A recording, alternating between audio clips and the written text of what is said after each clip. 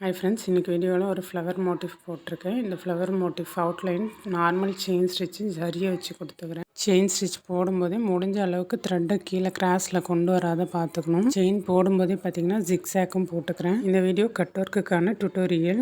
Chain போடும்போதே கூடவே ஜிக்ஸாக்கும் போட்டாச்சு. ஜிக்ஸாக் போடும்போது பார்த்திங்கன்னா நெருக்கமாக போடணும். ஜிக்ஸாக் ஸ்டிச் போடுறதுனால நெருப்பு வச்சு ஹீட் பண்ணி கட் ஒர்க் பண்ணாலும், அப்படி இல்லை சிசரால் கட் பண்ணி கட் ஒர்க் பண்ணாலுமே ஜிக்ஸாக் ஸ்டிச்சை தாண்டி நம்ம கிளாத்துக்கு எதுவும் ஆகாது. கட் ஒர்க் பண்ணுறதுக்கு கொசுவத்தி அப்படி இல்லைன்னா ஊதுபத்தி எடுத்துக்கோங்க. நான் ஊதுபத்தி எடுத்துருக்கேன். கொசுவத்தி பற்ற வச்சு எடுத்துகிட்டு நான் போட்டிருக்கிறது பாப்ளின் கிளாத்து, காட்டன் கிளாத்து. அதனால் ஸ்லோவாக தான் போகுது. கட் ஒர்க் பண்ணும்போது அந்த நெருப்பு வந்து ஸ்லோவாக தான் போகுது. இதுக்குமே நான் ஃபேன் போட்டிருக்கேன். ஊதிக்கிட்டே இருக்கணும், அப்படி இல்லைன்னா வத்தி அணைஞ்சிரும். நம்ம காட்டன் கிளாத்தில் ஸ்லோவாக போகும். அதுவே சில்க் காட்டன் மெட்டீரியலாக இருந்தால் நம்ம வச்ச உடனே அப்படியே சீக்கிரமாக வந்து ஹீட் ஆகிடும். கீழே வந்து நான் ஒரு காட்டன் கிளாத்தை வச்சு அப்பப்போ தட்டி விட்டுக்கிட்டே இருக்கேன். அப்போ தான் நம்ம அந்த ஹீட் பண்ணும்போது சப்போஸ் நெருப்பு கீழே கொட்டிட்டாலும் அந்த காட்டன் கிளாத்தில் கொட்டும். ஏன்னா வத்தின்றதுனால கண்டிப்பாக உடஞ்சிட்டு கொட்டுறதுக்கு வாய்ப்பு இருக்குது. அந்த குச்சி சீக்கிரமாக உடஞ்சிரும் ஒரு சில நேரத்தில்.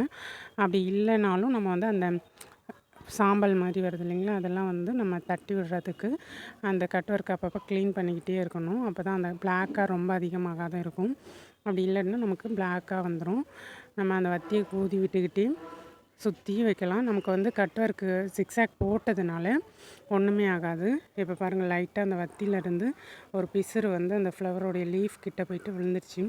நம்ம இது பாப்ளின் கிளாஸுக்குன்றதுனால ஒன்றும் ப்ராப்ளம் இல்லை. இதுவே ப்ளவுஸாக இருந்ததுன்னா ரொம்ப கஷ்டமாயிடும்.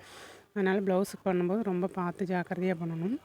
அந்த ஃபஸ்ட்டு பெட்ரல் கட் ஒர்க் பண்ணியிருக்கேன் இல்லைங்களா, அந்த இடத்த மட்டும் லைட்டாக த்ரெட்டு தெரியுது பாருங்கள். அது வந்து ஒரு இடத்துல மட்டும் நான் த்ரெட்டு கிராஸில் கொண்டு வந்துட்டேன்.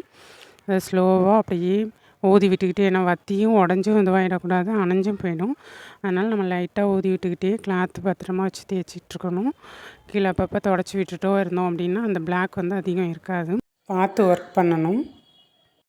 இதுவே நீங்கள் சில்க் காட்டன் மெட்டீரியலாக இருந்ததுன்னா ஒரே ஒரு டாட் வச்சிங்கன்னா போதும், ஃபுல்லாகவே வந்து உங்களுக்கு கட் ஆகிடும்.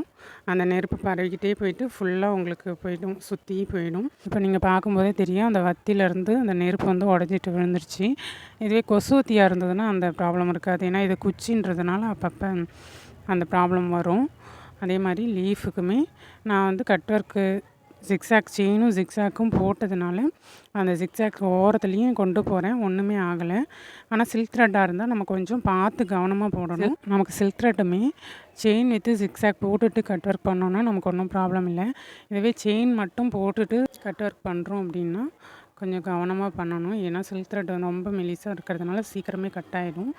இதுவே நம்ம ஜரி த்ரெட்லேயுமே செயின் மட்டும் போட்டுட்டு கட் பண்ணுறோம் அப்படின்னா கொஞ்சம் அந்தளவுக்கு கட் ஆகாது. ஆனால் சில்க் த்ரெட் வந்து கொஞ்சம் உஷாராக பார்த்து கட் பண்ணணும். இப்போ இந்த லீஃபுமே நம்ம வந்து முடிக்க போகிறோம். அந்த எட்ஜஸ்க்கெலாம் நல்லாவே நான் கீழே கொண்டு போகிறேன். நம்ம ஜிக்ஸாக் போட்டதுனால ஒன்றுமே ஆகலை. நல்ல ஒட்டுக்கு கொண்டு போனாலும் நமக்கு த்ரெட் வந்து கட் ஆகாது. எங்கெல்லாம் நமக்கு வந்து எங்கேயாச்சும் விட்டுருந்தோனாலும் அந்த இடத்த கொஞ்சம் அப்படியே கீழே கொண்டு போயிட்டு ஃபுல்லாக வந்து அந்த த்ரெட்டை சுற்றியுமே நம்ம கொடுக்கலாம், ஒன்றுமே ஆகாது. நம்ம அந்த காட்டன் கிளாத் வந்து மெயினாக வச்சுருக்கணும். அப்படி இல்லை அப்படின்னா நமக்கு சப்போஸ் ப்ளவுஸ்லேயுமே நமக்கு நெருப்பு பட்டுரும். அதனால் கொஞ்சம் ஜாக்கிரதையாக பண்ணணும். இப்போ நம்ம ஃபுல்லாகவே முடிச்சாச்சு. இதை முடிச்சுட்டு நீங்கள் கட் ஒர்க் முடிச்சுட்டு அப்படியே விட்டாலும் விட்டுடலாம். ஒரு சில கஸ்டமர் பார்த்திங்கன்னா அப்படியே இருக்கலாம் அப்படின்னு சொல்லுவாங்க. அப்படி இல்லை அப்படின்னாலும் நம்ம வந்து ஒரு சிலர் நெட் கிளாத் வச்சு கொடுங்க அப்படின்னு சொல்லுவாங்க. இப்போ ஃபுல்லாகவே கட் ஒர்க் பண்ணி முடிச்சிட்டோம்.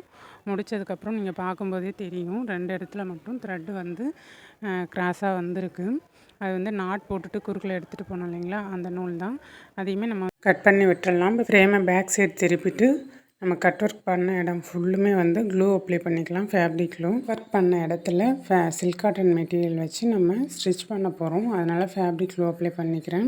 நல்லா நிறைய போட்டுட்டு ஒரு சின்ன பீஸ் சில்க் காட்டன் மெட்டீரியல் எடுத்து சுருக்கம் இல்லாமல் அந்த க்ளூ மேலே ஒட்டி விட்டுடலாம். க்ளூ காஞ்சதுக்கப்புறம் normal chain stitch green colour silk thread use பண்ணி நார்மல் செயின் போட்டுக்கிறேன். கட் ஒர்க் பண்ண இடத்துல நெட் கிளாத் யூஸ் பண்ணுறதுனாலும் சேம் இதே ப்ராசஸ் தான். செயின் ஸ்டிச் போட்டு முடிச்சுட்டு பேக் சைடு உள்ள எக்ஸ்ட்ரா கிளாத்தை நம்ம கட் பண்ணி எடுத்துடலாம். இந்த வீடியோவில் ஏதாவது டவுட் இருந்ததுன்னா கமெண்ட்டில் கேளுங்க. வீடியோ பிடிச்சிருந்தால் லைக் பண்ணுங்கள், ஷேர் பண்ணுங்கள், மறக்காமல் சப்ஸ்கிரைப் பண்ணிக்கோங்க.